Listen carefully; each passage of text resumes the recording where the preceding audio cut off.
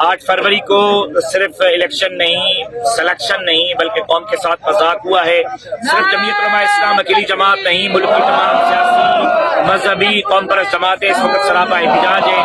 آج ہم سندھ کے 3 مقامات سے نیشنل ہائی وے کو بلاک کر رہے ہیں۔ کمو شہید، بامڑو گھوٹکی سے سندھ پنجاب بارڈر کو بلاک کیا ہے۔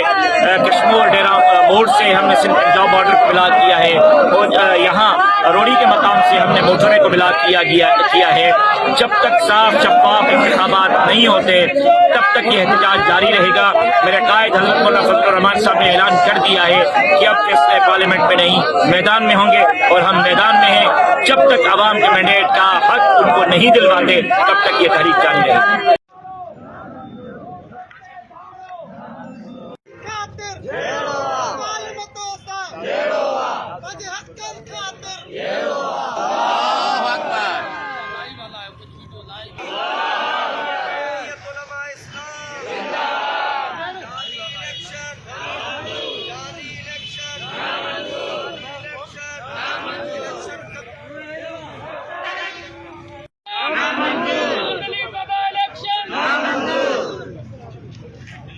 ہوگا